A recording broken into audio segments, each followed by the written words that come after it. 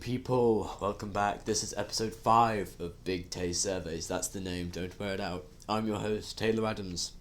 And the other day I asked you lot, what was the most niche historic moment that you know of? And now the results are in. So, starting off, first of all, I'm going to do this in timeline, I am. So starting off with the event that happened the furthest time ago, and ending with the most recent event. So starting off a long time ago, 13.8 billion years ago, starting off. That's right, the Big Bang. The Big Bang, in case you didn't know, which I'd be surprised if you didn't. Either way, it's a theory that the universe began as an infinitely small, dense and hot point that has been expanding ever since. So from 13.8 billion years ago to today and to the future, it has been and will be expanding. Pretty cool, huh?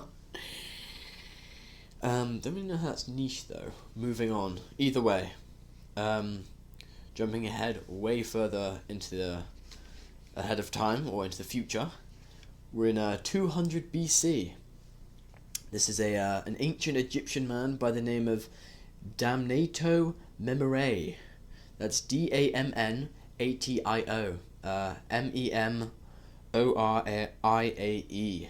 Sorry, my own handwriting is god awful. Please excuse me. But this was an ancient Egyptian man who many people feared, as he somehow tricked them into believing that he could control their minds. Your guess is as good as mine how he managed to do that. It's impressive. But then again, the people of the past weren't necessarily the brightest. They didn't have as much knowledge as we do. That leads us into our next point about knowledge. 48 BC, the fire of the Alexandrian Library. The Library of Alexandria was purposefully set on fire and was eventually destroyed, resulting in unfathomable amounts of knowledge lost due to the fire. 3 people suggested this one, so big up to you 3. Quite a popular one, the most popular one actually.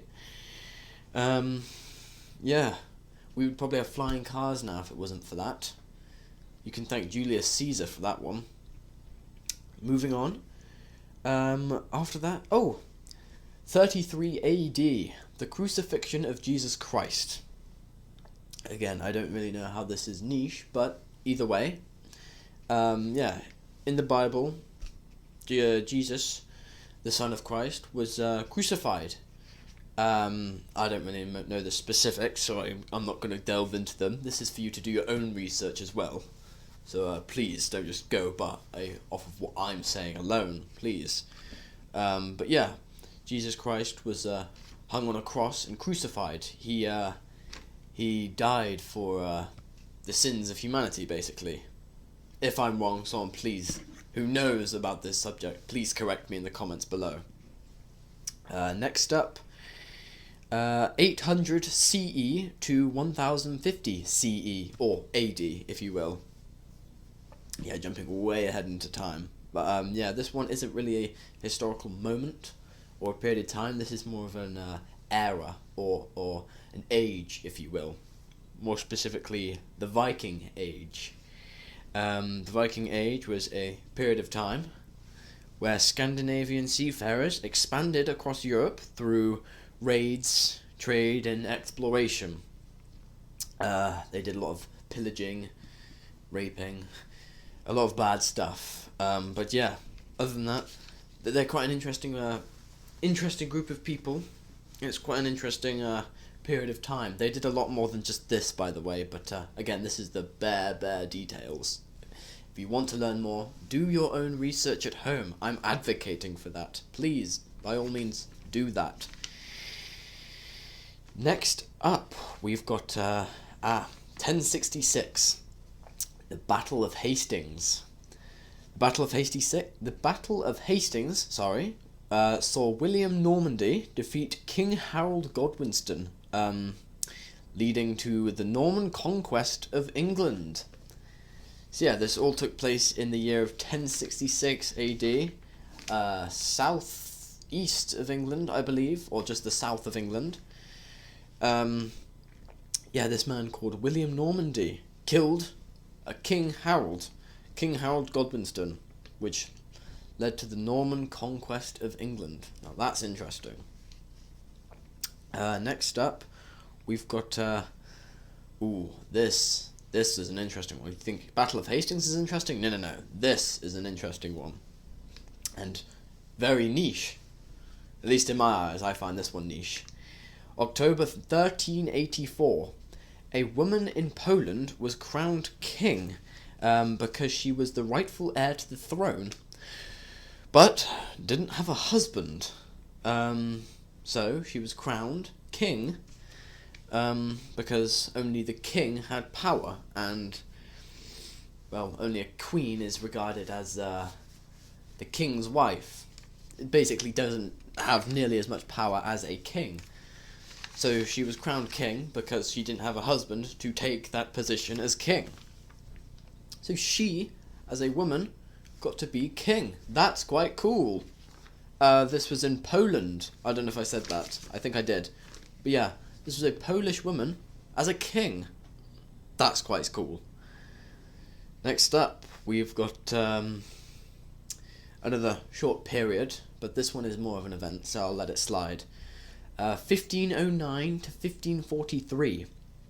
King Henry VIII and his 6 wives. I'm sure a good few of you know about this one. King Henry VIII had 6 wives over the course of his life. Not the best outcomes for those wives.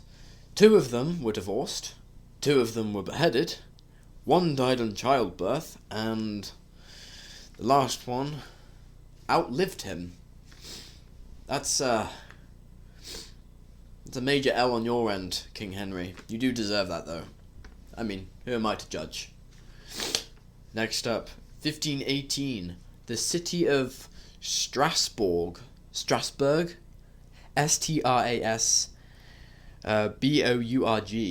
Again, excuse me for my awful pronunciation of this stuff. But anyways, this city was hit with a plague that resulted in a ever so strange phenomenon where the people essentially danced until they died. You heard that right. People died to dancing in this city. It was in France, I believe. Yeah, Strasbourg is a French city. Correct me if I'm wrong. And they were hit with a specific type of plague that resulted in them dancing to their deaths. That's certainly something. Next up, we've got July 14th to September 12th of 1683. Saw the Ottoman Empire forces fail to capture this city, which led to the turning point in history. Let's see what this one was. Let me see my timeline. Excuse me one quick moment. This one was the Siege of Vienna. Should have probably read that beforehand. Sorry about that. My sincerest of apologies. But yeah, the Siege of Vienna, July 14th to September 12th. The Ottoman Empire failed to capture a city. Again, major L on their end. Try harder next time. After that, we've got 1758. This one was the year the African frog was first scientifically documented. Yeah, I don't really know why they suggested this, but I don't really blame them. If you've seen a picture of the African frog, it is quite a funny looking thing. Please, search one up. It's hilarious. After that, we got 1814. London's Great Beer Flood. This is a good one. A vat of beer in the Moo Brewery ruptured, releasing 320,000 gallons of beer onto the city, resulting in multiple casualties. I send my condolences to them. Next up, 1845 to 1852, the Irish potato famine. This was a potato blight that destroyed crops and resulted in mass starvation and eventual death in parts of Ireland. Yet again, I send my condolences. And again, these are the bare points, these aren't specifics, so if you want to learn more, do your own research. We're cutting into the 10-minute mark, we've got a lot to do here.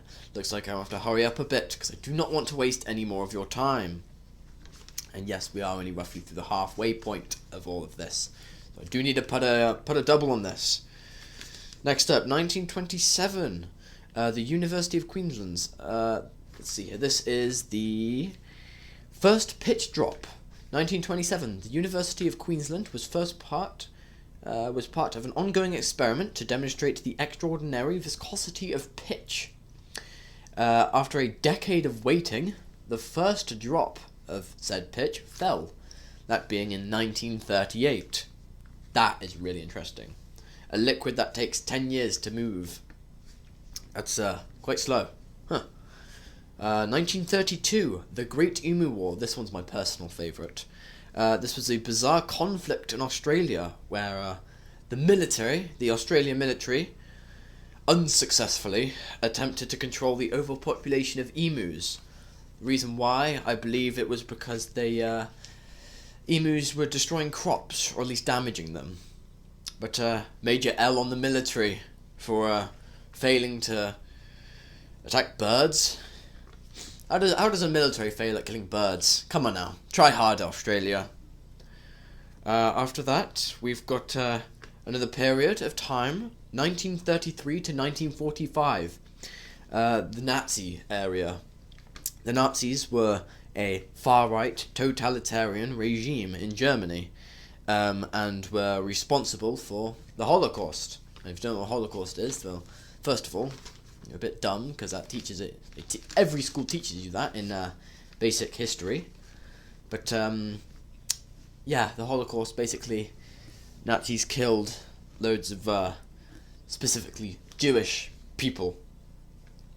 Anyways, do your own research, people, please.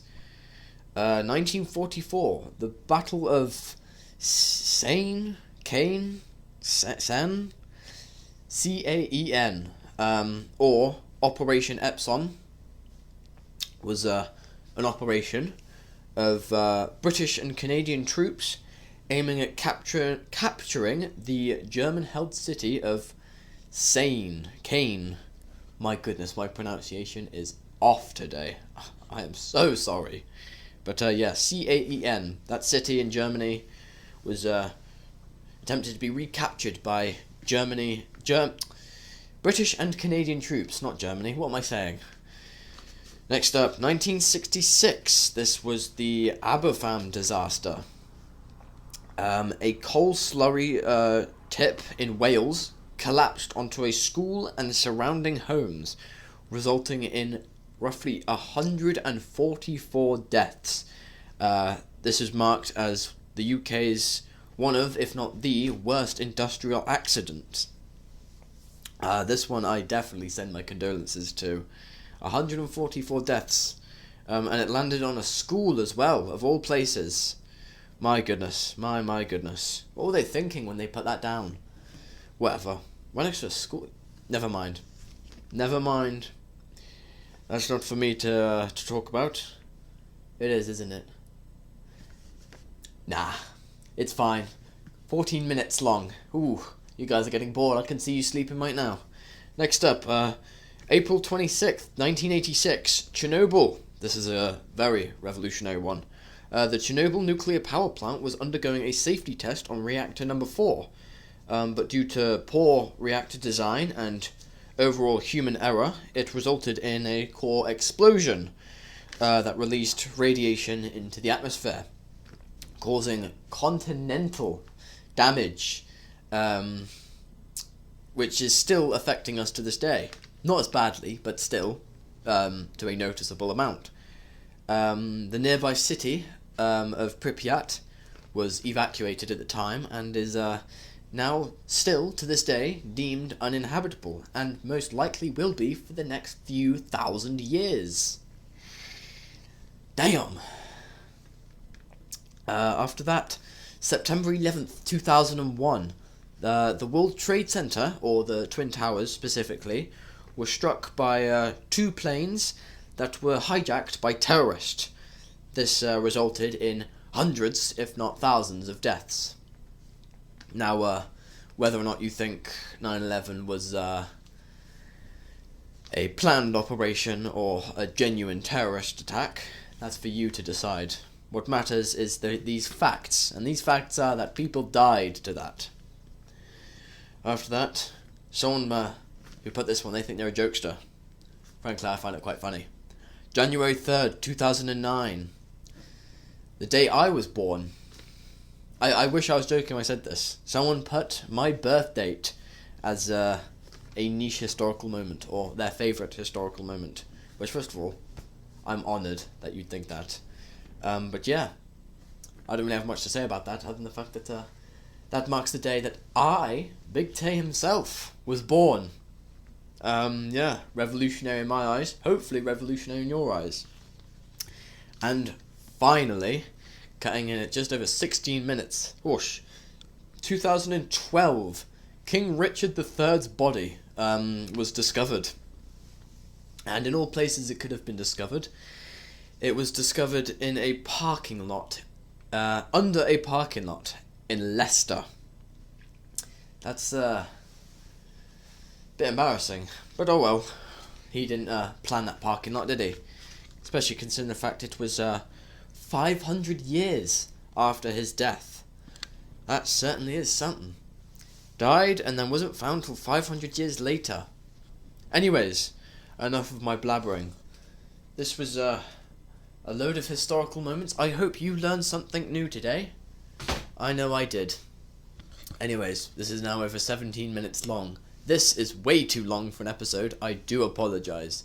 Either way, I hope you lot learned something. I bid you lot a goodbye from me. Goodbye from the show. Wish you the best of luck for the next week. Just some positive advice. I don't know. I'm blabbering. I do apologise. How many times have I said apologise? Someone should do a tally of this. Anyways, cheerio now. Take care.